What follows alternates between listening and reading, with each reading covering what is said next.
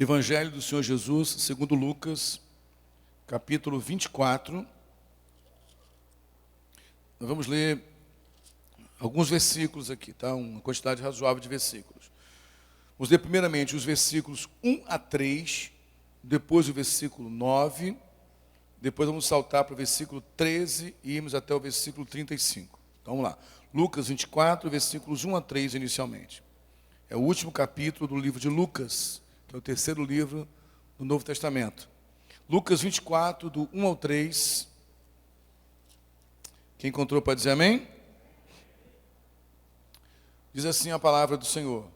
No primeiro dia da semana, de manhã bem cedo, as mulheres levaram ao sepulcro as especiarias aromáticas que haviam preparado. Encontraram removida a pedra do sepulcro, mas quando entraram, não encontraram o corpo do Senhor Jesus. Versículo 9. Quando voltaram do sepulcro, elas contaram todas essas coisas aos 11 e a todos os outros. Versículo 13.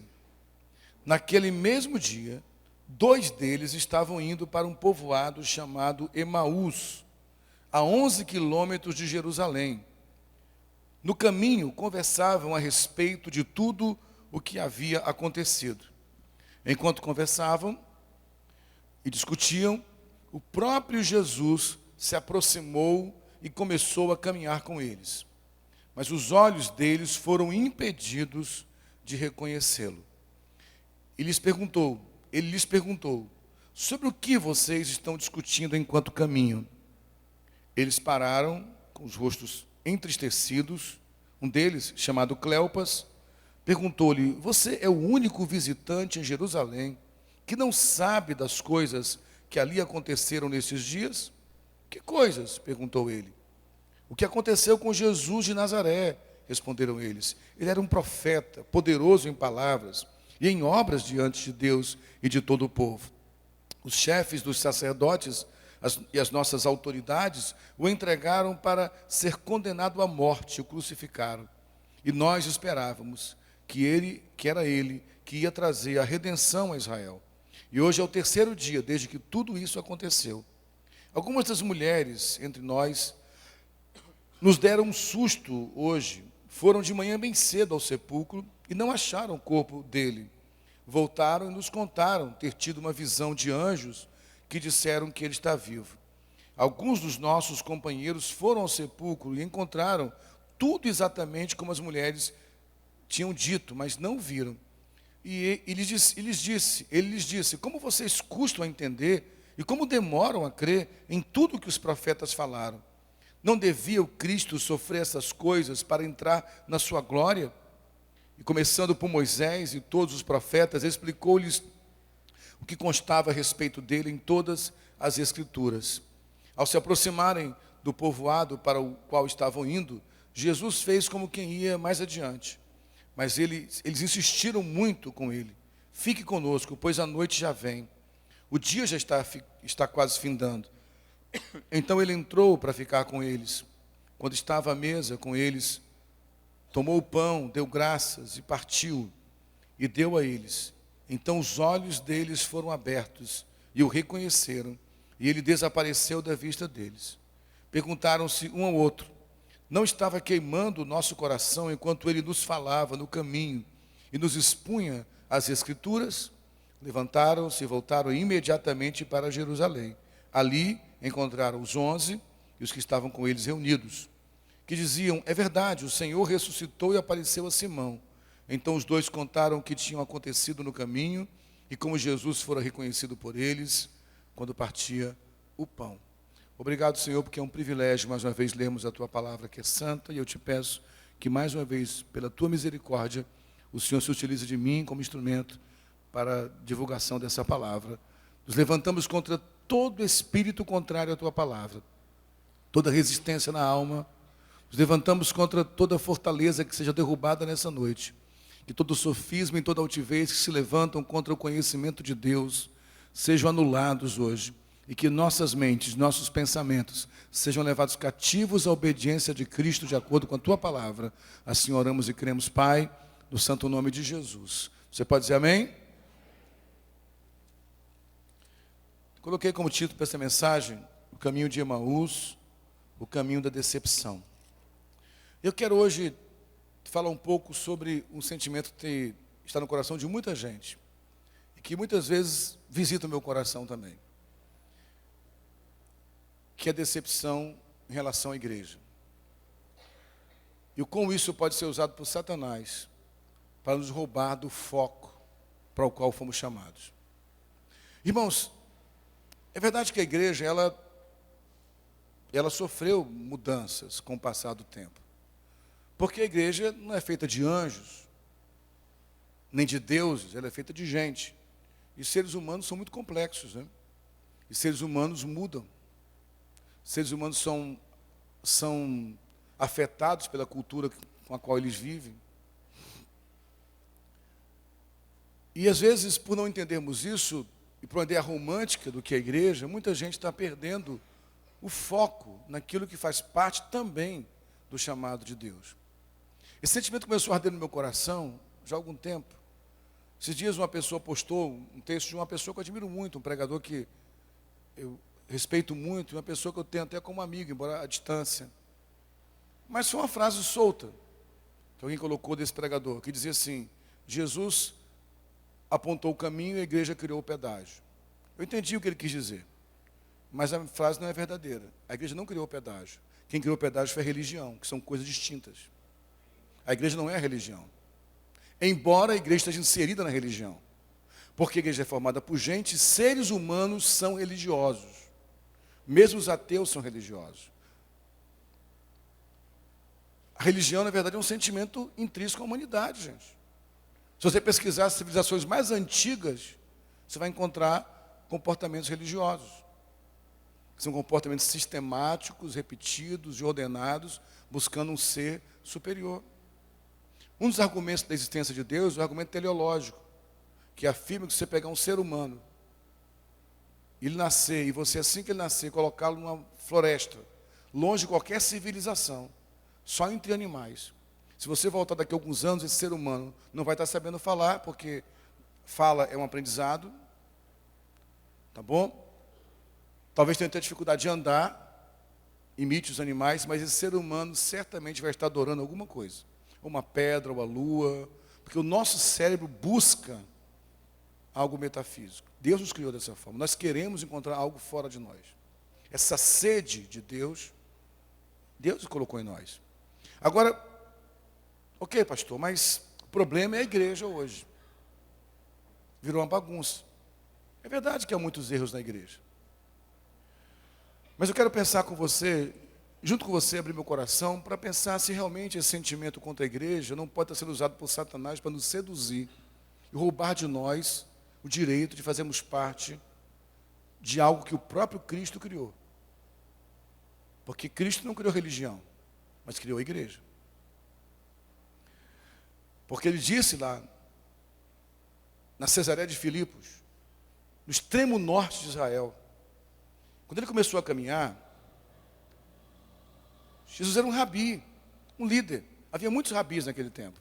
E muitos desses rabis e filósofos criaram seguidores que ficaram só em torno dele unicamente. Quando eles morreram, seus conceitos se perderam. Mas Cristo, quando chega lá na Cesareia de Filipe, nascente do Rio Jordão, na divisão entre a terra dos judeus e a terra dos gentios, próximo ao monte Hermon, ele diz, olha, quando ele pergunta, quem vocês dizem que eu sou? E Pedro fala, tu és o Cristo, o Filho do Deus vivo. Ele fala sobre esta pedra, que não é Pedro, mas a declaração de Pedro, que tu és o Cristo, o Filho do Deus vivo, sobre esta pedra eu edificarei a minha igreja, e as portas do inferno não prevalecerão contra ela. Você pode dizer amém? Então, deixa eu começar dizendo uma coisa para você, não tem plano B. O instrumento que Deus escolheu para revelar ao mundo a glória de Deus é a igreja. Você pode dizer amém, irmãos? Porque as portas do inferno não prevalecerão contra a igreja. Ele fala isso, ele começa a caminhar do norte de Israel em direção ao sul. E logo depois que fala isso, ele sai da Galileia e caminha em direção à Judéia. Ele sai da proximidade, da nascente do Rio Jordão, e faz um caminho descendente. Se você pegar o mapa da Palestina, você vê que ele faz um caminho descendente, de norte a sul. E ele desce, ele é crucificado, próximo ao Mar Morto, que é a região mais baixa da terra. Quando ele morre, a Bíblia diz que quando o soldado fura o seu lado, sai água e sangue. E naquele momento a igreja que foi comprada é inaugurada com a morte de Jesus, na verdade. Ali ela é selada com a água e o sangue. Porque ele fala que na terra quem testifica é a água, o sangue e o Espírito. Ali a igreja é inaugurada oficialmente. Essa igreja não tinha uma forma muito clara ainda. Porque nos 3 anos que ele caminhou com essas pessoas, por exemplo, ele não tinha um templo. Ele não tinha um local específico para se reunir. Mas ele se reunia. Uma hora numa campina, uma hora num vale, uma hora no cenáculo, uma hora numa sinagoga, uma hora no pátio de Jerusalém. Jesus tinha reuniões com esse grupo. Reuniões onde ele operava milagres, fazia curas, pregava sermões eloquentes, vociferando com voz alta. Outras horas tinha discipulado com seus 12, que ele sentava, ele tinha treinamento. Jesus tinha uma agenda, irmãos. Uma agenda religiosa. Ele tinha treinamento. Ele treinava os seus discípulos. Como é que você tem que pregar? Enviou os discípulos, pelo menos 2 vezes, com um treinamento prático de como é que tinha que ser feita a evangelização. Ele deu regras, havia normas. Por exemplo, quando eles chegam uma certa vez, eles falam: Senhor, nós queremos ir. Não vão para aquele lugar, porque vocês vieram apenas para os filhos de Israel. Eu não quero que vocês vão até a terra dos samaritanos. Isso são normas, são regras. Alguém diz: Senhor, tem alguém pregando lá, mas não está andando com a gente. Eu vou lá, o Senhor quer que eu mande ele calar a boca. Ele: não faça isso, porque quem não é contra nós é por nós. São regras, são normas que ele estava deixando claro para aqueles que ele começava a chamar de igreja. E ele deixa claro também, quando ele vai embora, que a igreja seria um colegiado de pessoas. Porque não deixa apenas um líder, deixa 12 líderes. Não eram apenas os 12. O texto que lemos aqui agora aponta o nascedouro da igreja. Começa dizendo que no primeiro dia da semana, o dia que ele ressuscitou, as mulheres vão ao sepulcro e encontram o sepulcro vazio.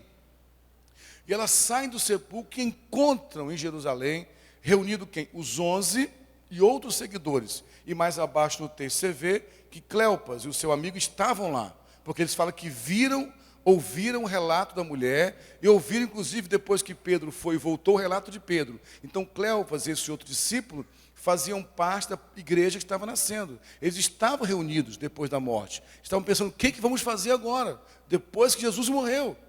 Então essa igreja se reunia e continuou se reunindo. Essa igreja assumiu várias formas depois. Ela começa a crescer um pouco mais. Depois da ascensão de Jesus, alguns desanimam. No dia de Pentecostes, eles eram apenas 120, que estavam reunidos no mesmo lugar, de novo, ensino, reunião. O Espírito Santo desce sobre eles, eles falam em outras línguas. 3.000 pessoas tomam a decisão e se batizam, porque era um critério usado para a igreja, como adesão. Então, eles se batizam e são recebidos como membros do corpo. Esse grupo começa a se reunir diariamente, de acordo com Atos 2:42, diariamente, se reuniam semanalmente. E o primeiro dia da semana, o domingo, substitui o Shabat, que é o sábado dos judeus, porque Jesus renasce, ressuscita no domingo. Então, tanto os evangelhos, como o livro de Atos dos Apóstolos, como os escritos antigos dos pais da igreja, da história da igreja, apontam que desde o primeiro século a igreja se reunia todo o primeiro dia da semana. Então havia reunião ordinária, uma reunião sistemática. Todo o primeiro dia da semana a igreja se reunia. Ou na casa de um irmão, às vezes em escolas, em pátios, na rua, mas havia uma reunião. Nessa reunião, de acordo com o Didaquê, que é o escrito mais antigo da história da igreja, antes mesmo dos evangelhos, havia homilia, havia pregação, alguém pregava. Havia cânticos e salmos, alguém cantava. Havia reunião como acontece hoje, do mesmo jeito. Ok? Não tinha microfone, não tinha essa estrutura aqui que é mais romana, depois copiamos o modelo romano, que o modelo era muito mais de sentar em grupos. Mas havia isso, havia reuniões, eles cantavam. Só que esse grupo cresce. 3.000 se convertem. Logo depois, na semana seguinte, um coxo é curado, mas 2.000 se convertem. Então aquele pequeno grupo de 120 tem mais de 5 mil pessoas e começam a surgir os problemas. Uma hora começou uma briga por causa de cesta básica, porque as viúvas gregas achavam que as cestas básicas da viúva dos judeus eram melhor do que a delas. Gerou um conflito a ponto de ter um concílio para resolver essa questão. Depois surgiu outra briga, porque os que não eram judeus, que se convertiam, os irmãos queriam que eles se circuncidassem. Isso era o começo da igreja. É a igreja primitiva, avivada, cheia do Espírito Santo, cheia de dons, mas com problemas. Sabe por quê? Porque é feita de gente. O dia que você encontrar uma igreja perfeita, com certeza não vai ser essa aqui. E quando você for congregar lá, é provável que ela se torne imperfeita também. Porque essa outra igreja deve ser de anjos. Como se fosse o único ser humano lá no meio, vai causar imperfeição também. O ser humano é imperfeito. O ser humano está em constante construção. Então essa igreja começou com problemas. O problema é que quando olhamos para a igreja, pensamos apenas no estrago que ela causou, nos pontos ruins. E é verdade que a igreja fez coisas ruins. É verdade que depois que ela se romanizou, depois que Constantino, de acordo com alguns de forma mentirosa, ninguém pode provar, assume uma fé que nunca de fato testemunhou com a sua vida a mudança, coloca a igreja como religião oficial do Império Romano. Aliás, Constantino não coloca a igreja como religião oficial. Constantino libera o culto. Depois dele vem Teodósio, que coloca a religião cristã como religião oficial do Império Romano. E a igreja que era perseguida passa a perseguir. E é verdade que muitos pagãos, entre aspas, pseudamente se converteram ao cristianismo para não terem suas vidas arruinadas. E a igreja se misturou com o paganismo. É verdade que a Idade Média foi uma idade terrível. É verdade que desde o 5º século da era cristã até o 15º século, foram 10 séculos, 1000 anos de muita escuridão. E a igreja fez muita coisa ruim. A igreja perseguiu, matou, a igreja roubou pessoas. Mas mesmo nesse período de trevas, homens como São Francisco de Assis, como Agostinho, se levantaram. Havia homens tementes a Deus ali. Mesmo nesse tempo de trevas, foi nesse período de trevas que a igreja criou o conceito de universidade, que não havia no mundo antes. Foi nesse período das trevas, na Idade Média, que o conceito de universidade surgiu. Antigamente, cada líder dava o seu ensinamento para o seu grupo. O conceito de vários estudos sendo estudados no mesmo ambiente era novo, é universidade. Quem criou foi a Igreja Católica medieval. Bolonha, Soborne, tudo isso nasceu na Idade Média, no meio da cegueira, mas foi a igreja que criou. É verdade que essa igreja fez coisas ruins. É verdade que hoje olhamos para a igreja chamada evangélica e vemos muita coisa ruim. É verdade que há pessoas se locupletando com a pregação do evangelho. É verdade que criaram muitos mitos e fantasias que não são bíblicas. Mas é verdade também que por causa da reforma, o ensino se popularizou, a imprensa ganhou popularização. É verdade que por causa da reforma, os países ganharam um modelo que nós podemos criticar muito, que é o capitalismo, mas que trouxe saúde financeira a países vassalos na Europa Central e que hoje são países prósperos. É verdade que por causa do evangelho da igreja, acabou-se muito o infanticídio, crianças não são mais assassinadas. Aliás, crianças, como aprendemos ontem, é verdade, antes do evangelho, antes do evento do evangelho, eram vistos como nada, como sub-humanos. Quem deu à criança honra foi o evangelho. Quando Cristo falou, quem não se fizer como uma criança não entrará no reino dos céus, ou melhor, que o reino dos céus pertence às crianças, que não foi um escândalo para aquela época. Se ele dissesse, quem se fizer como rabino herdará o reino dos céus, quem se fizer como mentor, ele falou que quem se fizer como uma criança não era nem contado. Morte de criança não era lamentada. Morte de criança não era chorada. Que era só mais um ente, um sub-humano que morreu, gerava-se outro, porque filhos não havia tanto afeto, filhos eram usados apenas como mão de obra de trabalho, ou herança, ou legado. Jesus deu às crianças a dignidade que nenhuma outra cultura deu. A mulher tem dignidade hoje graças à igreja, porque todas as seitas antigas, a não ser que fossem divindades usadas como prostitutas cultuais, foi na igreja que nasceu o conceito de diaconisas, mulheres servindo na igreja. Foi a igreja que colocou mulheres dentro do culto. As religiões antigas, mulheres eram desprezadas, colocadas do lado de fora. Mesmo o judaísmo, que é tão elevado, mais moderno que muitas religiões, a mulher ficava do lado de fora do cenáculo. Ela tinha que ficar assistindo do lado de fora. A igreja colocou todos dentro. Quando Paulo fala que a mulher fica calada na igreja, isso não é machismo não. É porque a mulher tinha a oportunidade de entrar no culto. E como elas não tinham acesso à cultura, via de regra as mulheres eram analfabetas, não sabiam ler, não tinham acesso à cultura, elas faziam muitas perguntas durante a reunião. Então Paulo fala, perguntem em casa aos seus maridos. Se fosse hoje, Paulo falaria isso hoje. Porque as mulheres são cultas, tiveram acesso ao ensino e tiveram por causa da igreja. O conceito de hospital foi por causa da igreja. Não havia conceito de hospital antes da igreja. O conceito de mídia como temos hoje, a igreja é uma das muito responsáveis, porque a igreja foi uma das que mais investiu em jornais e revistas. O nosso país não é mais analfabeto por causa da igreja, porque muita gente aprendeu a ler dentro das igrejas. Teve acesso à Bíblia. Então a igreja fez muita coisa boa, gente. É só olhar para a história. Teve erros, teve muitos erros, mas muita coisa boa foi feita por causa da igreja. Ainda hoje, quando olho para a minha vida, eu amo muito a Deus, mas eu amo a igreja também. Eu sei o bem que a igreja me causou. Causou males? Também. Alguns é verdade. Mas o que eu sou hoje, eu devo à igreja. Onde eu encontrei família, modelos familiares. Eu não tinha referência de família se não fosse a igreja. E mesmo na igreja eu não tive referência de família, tive referências ruins também. Mas tive muito mais referências boas do que ruins. É mentira esse negócio que o cara do mundo é melhor que o crente. É mentira, tem muito crente ruim, mas tem muita gente boa aqui dentro também. Tem muita gente que cuida do outro, que chora pelo outro, que sofre pelo outro. Você não encontra isso lá fora, raríssimas vezes encontra. Vimos muita gente boa que ontem não faz parte da igreja, é verdade. E muitos desses não fazem parte da igreja pela ideia preconceituosa que eles têm da igreja. Que o mundo quer ver a igreja de verdade, gente. Eu falo isso com toda humildade, sem nenhum tipo de arrogância. Os psiquiatras, o médico, a própria Júlia serem impactados, que viram a igreja, que é a igreja, só isso. Porque isso é a igreja. Gente que abre as portas, que inclui, que cuida de todo mundo, que o rico e o pobre têm acesso. Quantos ambientes sociais, que nós somos centros sociais, dependemos de ambientes, quantos ambientes sociais reúnem no mesmo ambiente, num domingo como esse, gente doutorada, pós-docto, semi-analfabeto, analfabeto, gente rica, gente pobre. Quantos ambientes sociais envolvem homens, mulheres, adultos, jovens, no mesmo ambiente? Quantos você conhece que não foi igreja? Então, irmãos, a grande verdade é que a igreja cometeu muitos erros, mas ela é um plano de Deus. Amém? Eu quero pensar sobre isso hoje, esse caminho da decepção, que está alcançando muitos corações, e principalmente dos nossos jovens.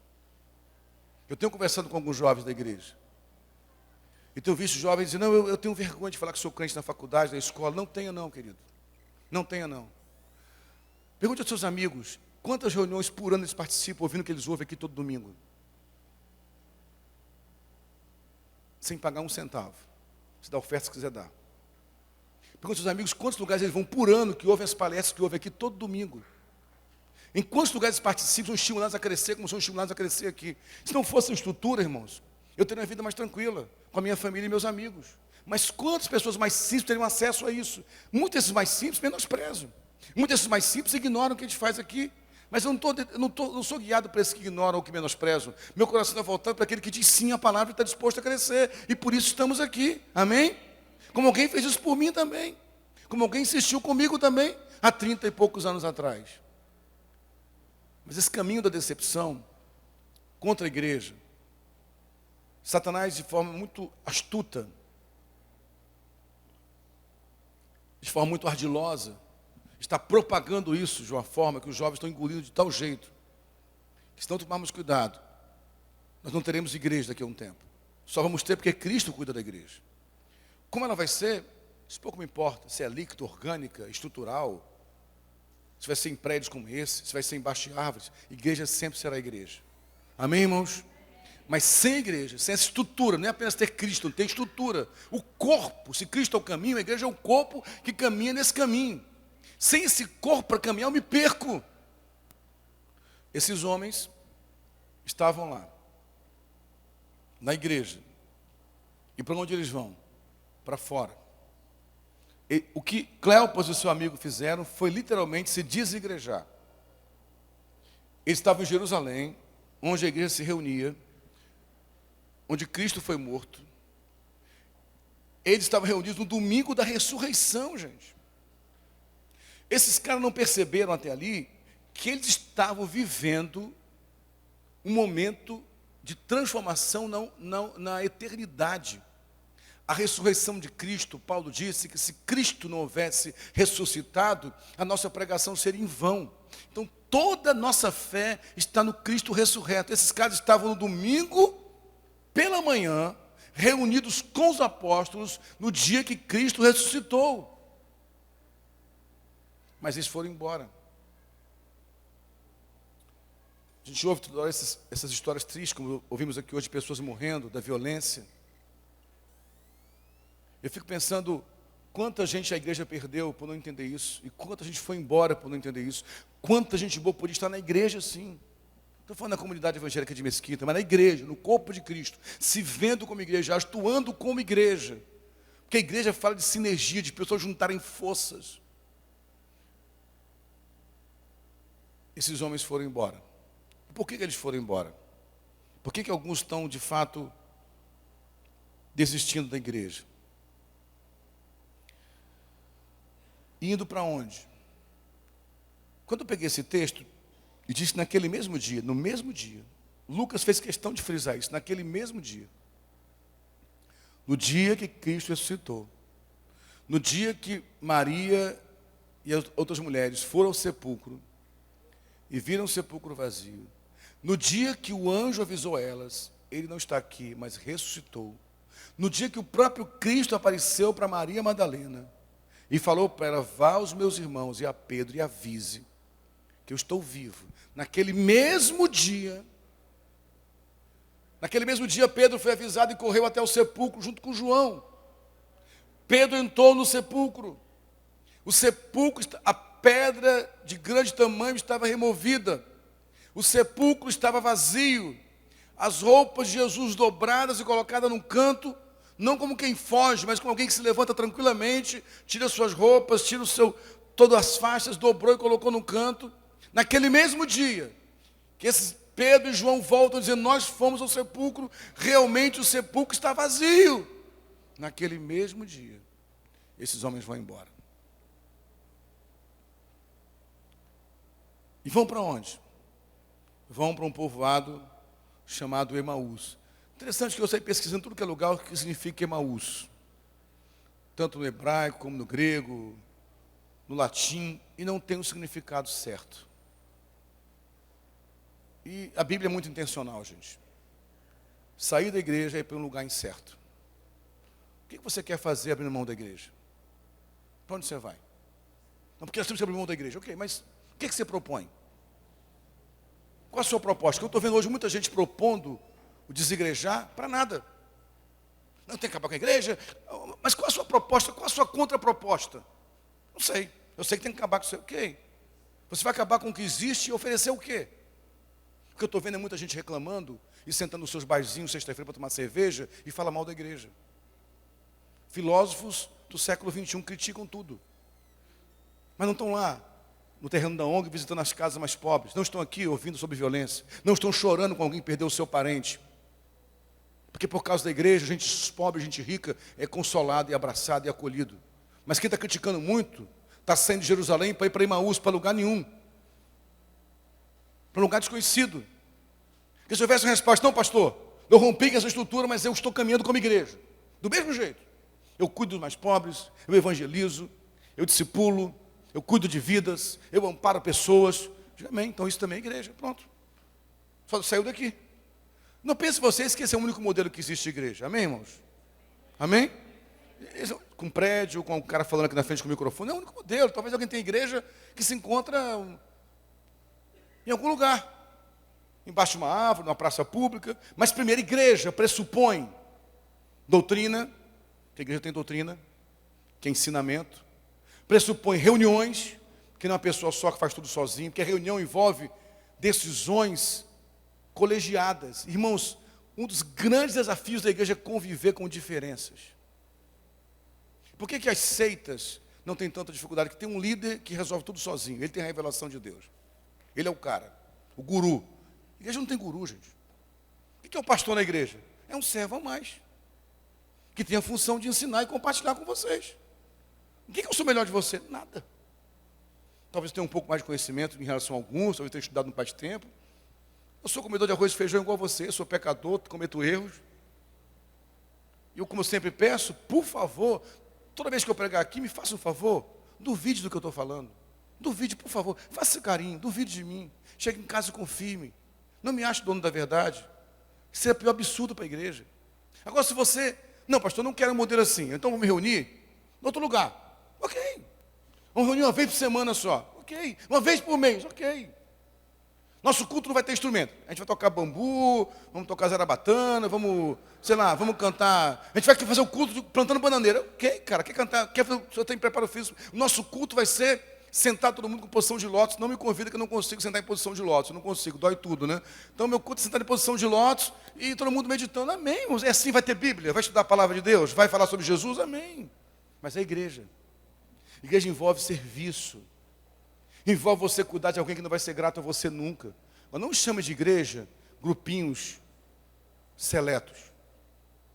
Não chame de igreja intelectuais que podem sentar em hotéis caríssimos, pagando eventos caríssimos, para sentar e discutir sobre o que nunca vai ser feito.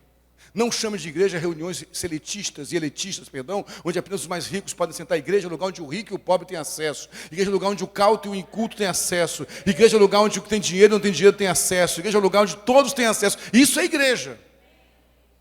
Essa confusão é chamada de igreja. Por isso dá trabalho. Agora, você vai sair de Jerusalém para ir para onde? Para Emaús? Para lugar nenhum? É o que eles queriam fazer.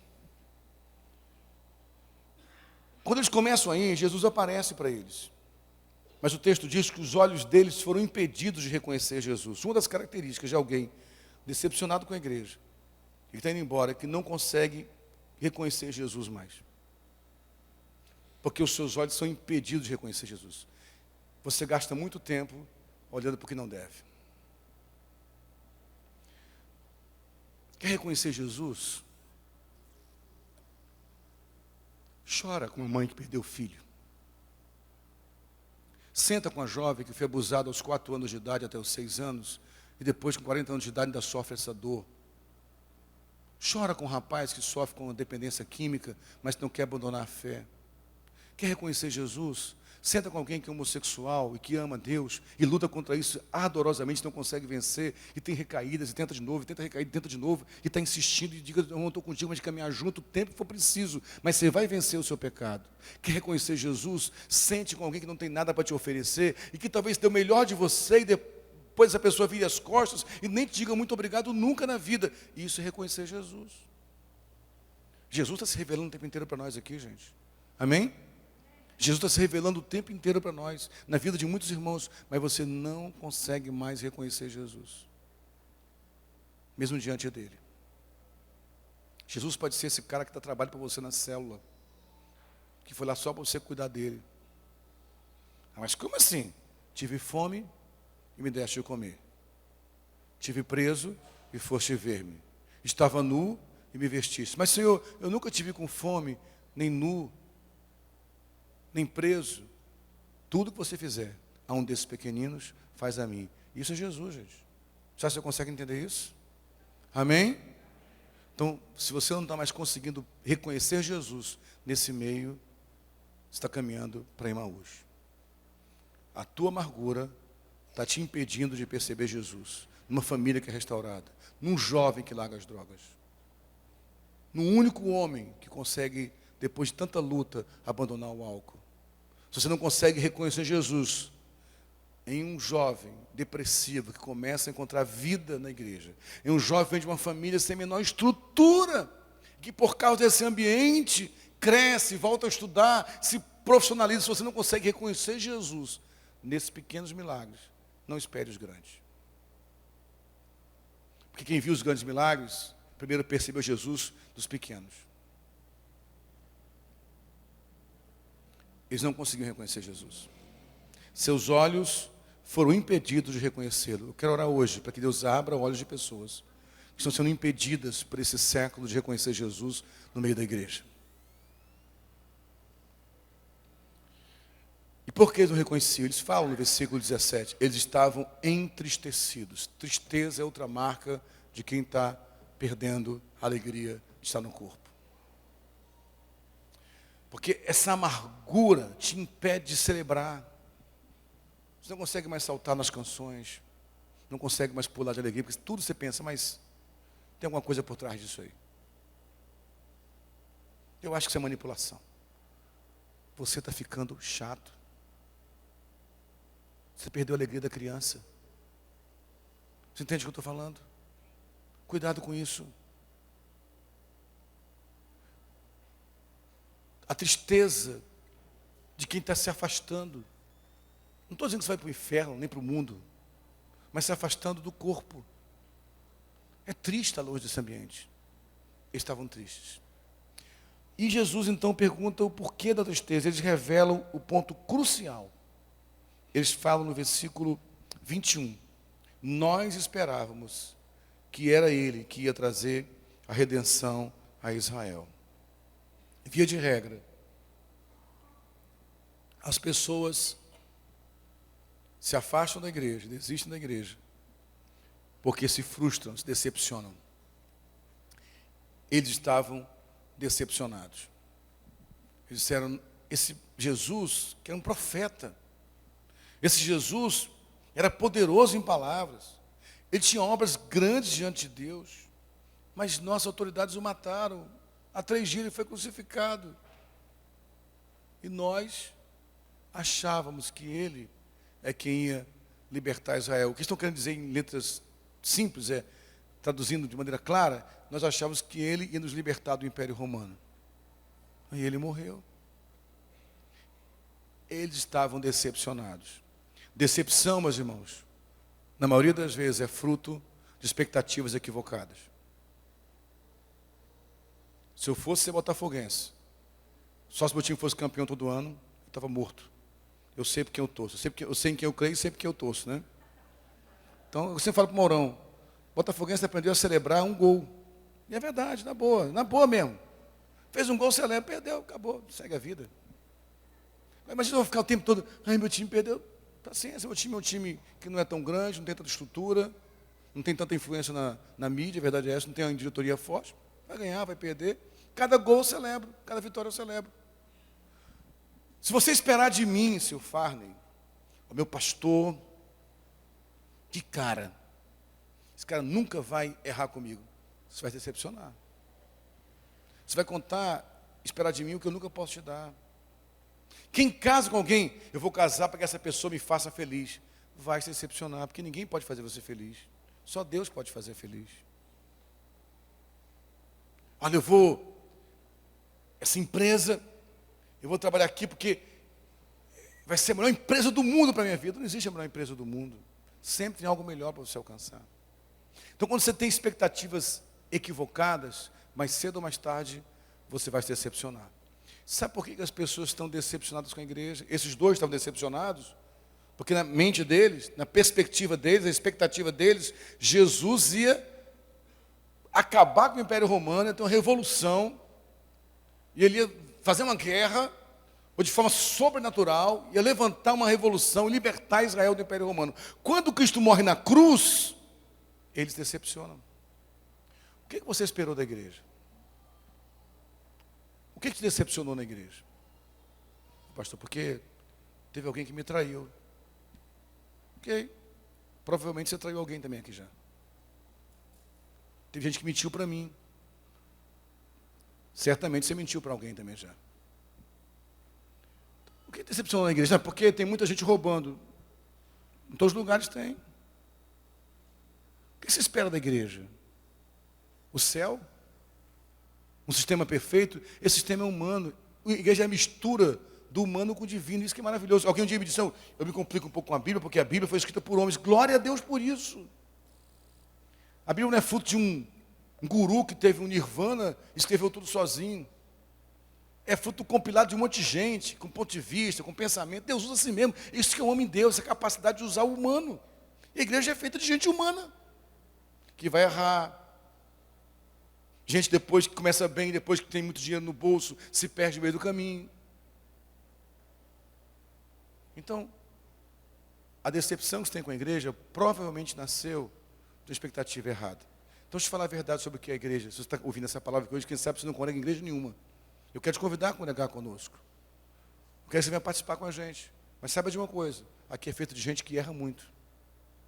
Isso aqui é um lugar só de pecadores. Não tem nenhum santinho aqui. Só tem um santo aqui, que é o Espírito Santo. E ele nos santifica a cada dia. Aqui tem gente que erra, tem gente que mente. Aqui tem gente que assiste filme pornográfico. Tem gente que faz negócio escuso. Aqui tem várias pessoas com várias dores diferentes. A diferença é que esses pecadores decidiram caminhar juntos para que um ajude a curar a ferida do outro. Isso é igreja. Eu não deveria me escandalizar com o erro de um irmão. Eu devia chorar com ele a dor dele. Porque ele é humano igual a mim. Algumas vezes pessoas me perguntaram, pastor, como é que você dá mais uma chance à pessoa que fez o que fez? Eu falei, simples, porque eu sou um pecador igual a ele. Ah, mas é que fulano, eu já disse para alguns, glorifique a Deus, porque Deus não expõe os teus pecados. Tem um monte de pecado escondido que nem eu sei, mas você sabe que tem. Você acha que esse monte de gente com cara bonito, não tem nada de errado na vida deles. Então pare de esperar o que a igreja não pode oferecer. A igreja tem que ser um ambiente onde tudo funcione perfeitamente. Esse ambiente não existe. A igreja é um lugar onde eu quero passar para a igreja, onde eu nunca mais vejo uma pessoa mentir para outra. Não vai ser aqui. Você vai mentir para algum daqui a pouco. A igreja é Betesda. É o lugar da misericórdia divina. É o lugar onde todos podem estar dentro dela. Para serem alcançados pela graça. O que você pensa da igreja? Então comece a rever a sua visão sobre a igreja. A igreja é o lugar onde pecadores, comprados pelo sangue de Jesus, se reúnem para celebrar essa graça. Tudo mais são detalhes, o principal é isso. Você entende isso? Você pode dizer amém? Eles estavam decepcionados. Tão decepcionados, que eles contam para Jesus, olha, inclusive, umas mulheres foram lá no sepulcro e disseram lá que o anjo apareceu, que o próprio Cristo apareceu para elas. Inclusive Pedro e João foram, nós estávamos lá. Mas Jesus então fala para eles, como vocês custam a entender, outra palavra está nécios ou tolos. Quando nós começamos a perder a esperança na igreja, temos dificuldade de entender coisas que são óbvias. Jesus falou que seria morto e que ressuscitaria ao terceiro dia. Ele deu esse aviso para todos eles várias vezes. Eles ouviram as mulheres falando, o túmulo está vazio. Mas quando o seu coração se fecha para decepção, você não consegue perceber nem o que é óbvio. E ele diz mais uma coisa. Como vocês demoram a crer em tudo que os profetas falaram. Quando estamos decepcionados com a igreja, temos dificuldade de crer. Como o próprio Cristo disse, que um dos sinais do final dos tempos seria, quando o Filho do Homem voltar, porventura, achará fé na terra? Fé e crer não é para receber alguma coisa. Fé e crer é para conhecê-lo. Sem fé é impossível agradar a Deus. E se você continuar alimentando o seu coração com incredulidade, meu querido, quando você menos perceber, você está caminhando para Emaús. Isso é uma decisão que você tem que tomar.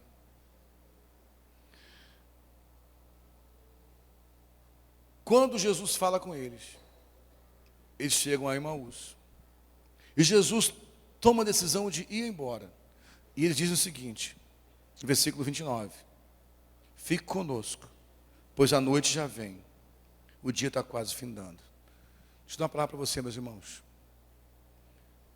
É isso mesmo. A noite já vem. O dia está quase findando. Jesus está voltando. A grande verdade é que esses homens perceberam o chegar da noite. Eu gostaria muito que o Espírito Santo te acordasse enquanto há tempo. Porque o dia está acabando. E a noite está chegando. E à meia-noite, ouvi-se um grito. Aí vem o noivo.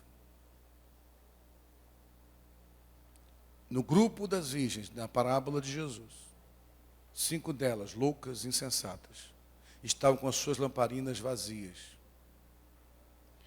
Querido, enquanto há tempo, reabasteça sua lamparina. Volte a buscar o Senhor enquanto há tempo. Porque esse teu argumento todo de incredulidade pode deixar você dormindo na hora que o noivo voltar. E aí você vai dizer, poxa, todo o meu argumento não me serviu de nada.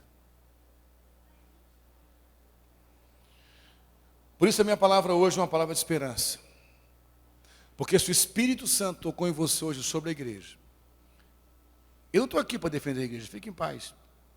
A igreja não precisa de defesa. Eu estou aqui para que você saiba que não há outro meio de que esse mundo seja alcançado pela graça que não seja através da igreja.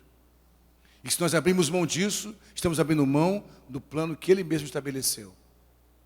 E abrir mão de um plano que o Pai estabeleceu, você tem que ser muito macho para isso, para criar o teu próprio plano. Por isso, eu sei que na tua alma está muito difícil voltar a acreditar.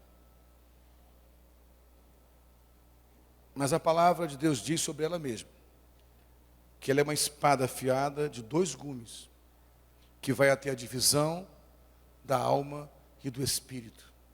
Hoje eu estou falando para espíritos aqui hoje.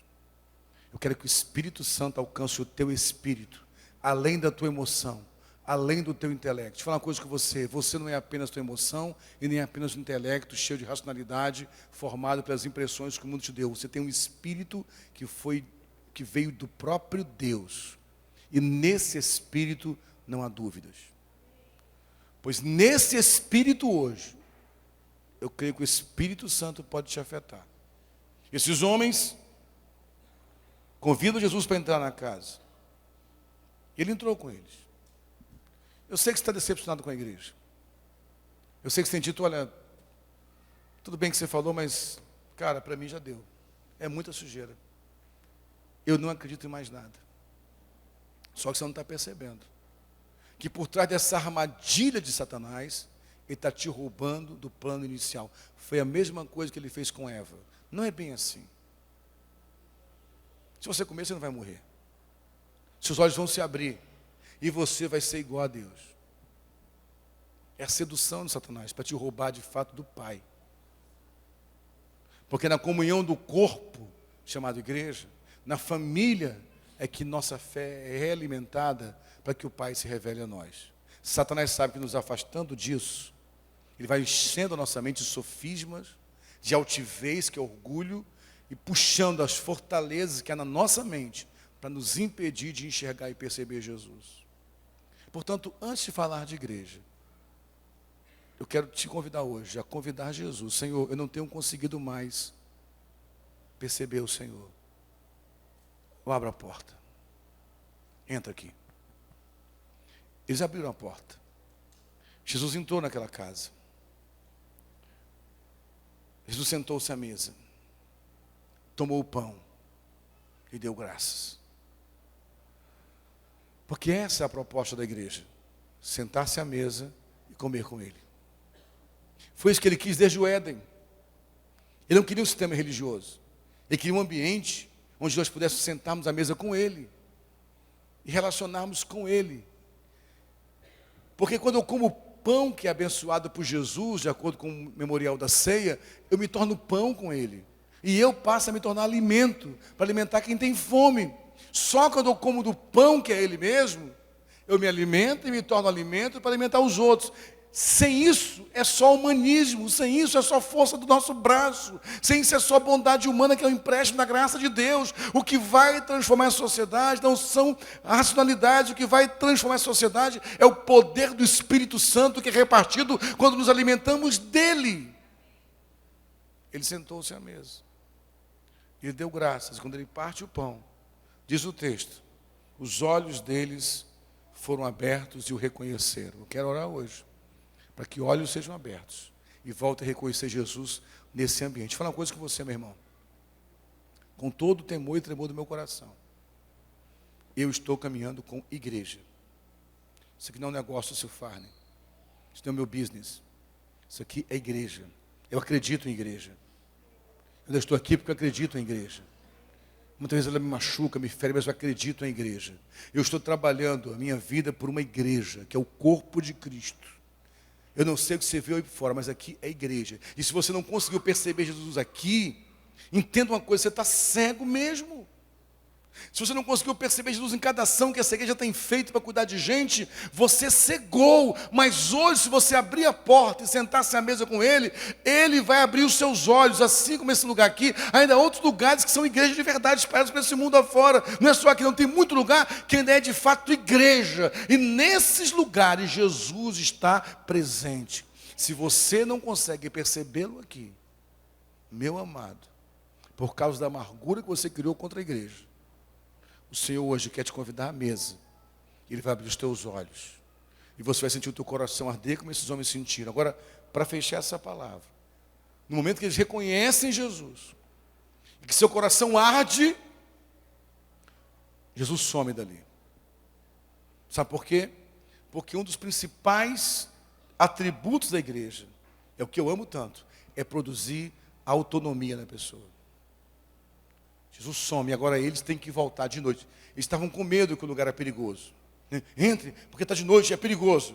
Mas quando Jesus entra de novo, quando eles são alimentados por Jesus de novo, eles saem de noite e voltam para Jerusalém. Para onde eles voltam?